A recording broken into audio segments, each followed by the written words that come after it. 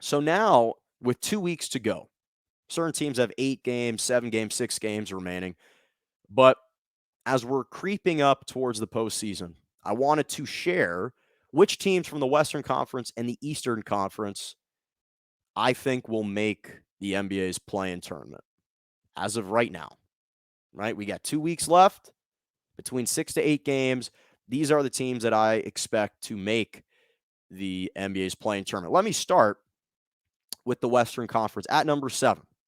The team that I think is going to be just on the outside looking in is the Portland Trailblazers.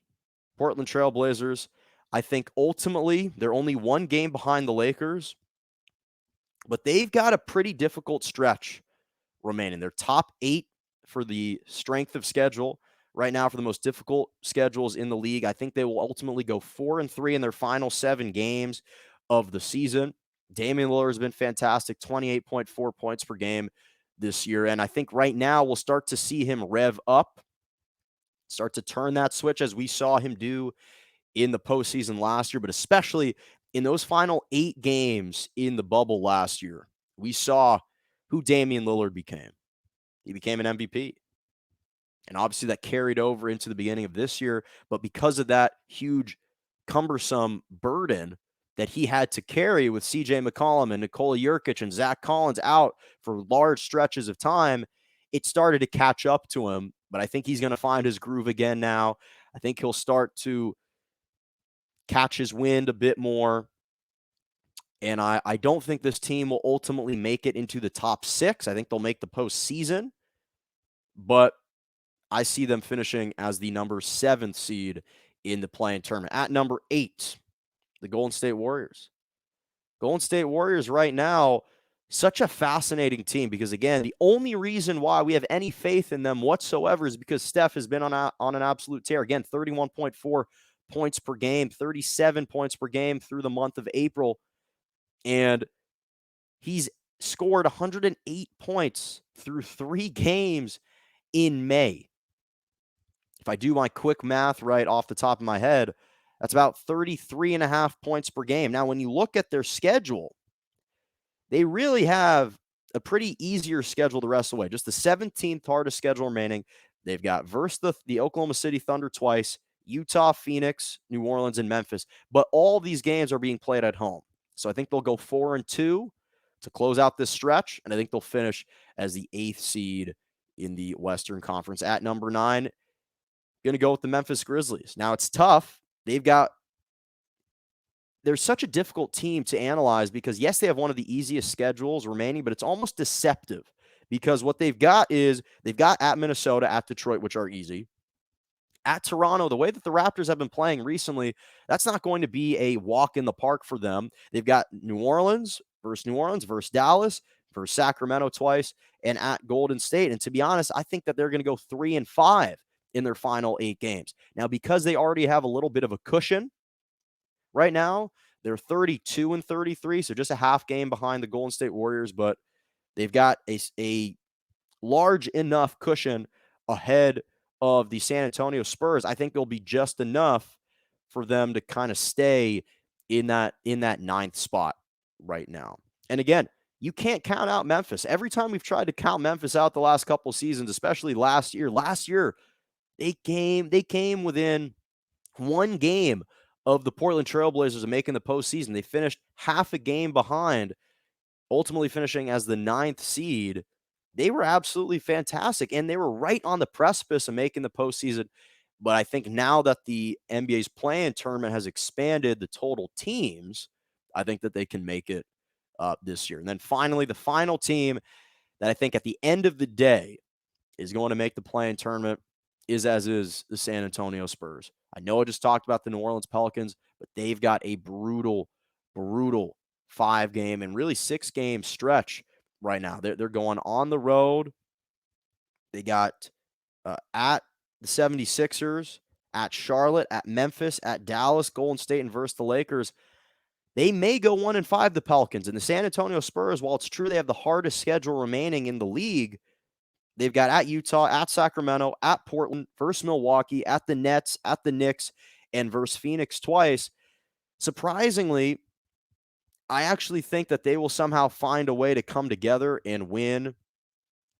I think they could go 4-4. I think they might go 4-4, maybe 3-5, but I think it will ultimately be enough to lock up that number 10 seed.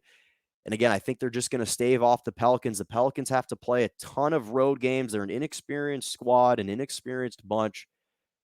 And while I hope that I'm wrong, I see the San Antonio Spurs just finding a way to lock up that final spot. Now, shifting to the Eastern Conference in the number 7 seed, I think it's going to be the Miami Heat. The problem is right now they are neck and neck with the Boston Celtics. They've got about a half a game lead over the Boston Celtics, but the Celtics have a much easier final 7 games. In fact, they've got 2 games against the Celtics the Miami Heat do in Boston. Now, I think that they'll split, but ultimately I think the Celtics will go 5-2 in their schedule. So the margins are razor thin, but you look at the Miami Heat, they've got a really arduous final kind of 6 games. They've got 2 straight at Boston, but it goes versus Minnesota, that'll be easy, at the Boston Celtics twice, versus 76ers, at Milwaukee, and at Detroit. And again, a lot of these teams have real reasons to still play hard. The seedings are still on the line. So right now they're just a half a game over Boston, but I think that if they end up going this stretch, I just see them at the end of the day falling one spot behind the Celtics for number 7. At number 8, I've got the Charlotte Hornets. I love this team. LaMelo Ball is back. He just dropped like 23, 7, and 6 last night. I still think he's got a chance to win the Rookie of the Year award. I know Anthony Edwards has been consistent and has been playing all season, but I love LaMelo. He's back. He's healthy. He's contributing in a major way. And right now, they're 32-33. They're in the 8th spot. They're 1.5 games ahead of the Pacers, 2 games ahead of the Wizards, but they hold the tiebreaker over the Wizards. And again, they've got a difficult schedule too. I think they'll go 2-5. But ultimately, I think the big difference is because they're starting out with that cushion over the Wizards and the Pacers, and they hold the tiebreaker over the Washington Wizards, I think that they will just kind of manage to hold on to that 8th playing spot. Again, I don't know if they're necessarily going to actually make it into the final group of 8, but for the playing tournament, I see them finishing as the 8th seed. At number 9, the Washington Wizards. Yes, the Washington Wizards. And right now, this is the big reason why. They're only half a game back of the Indiana Pacers, but this is their schedule. At Milwaukee, at Toronto, at the Pacers, at the Hawks twice, versus Cleveland, and versus Charlotte. And they've been one of the hottest teams in the NBA. I think at the very least they go 4-3 through their final 7 games. I think they leapfrog over the Pacers by half a game. Now, again, the way that it might shake out, it's possible they may face them in that first 9 to 10 playing tournament. I'll reveal my number 10 pick in just a second. But I just like the way that the Washington Wizards have been playing. Again, they were my dark horse team to reach the playoffs to start this year. Before the season even began, I said that I thought the Washington Wizards would make the playoffs, would be a top 8 seed. And right now they are fighting tooth and nail for it, but they've managed to turn around their season despite for long stretches having the worst record in the NBA. Russell Westbrook and Bradley Beal, but especially Russell Westbrook has been on a tear recently.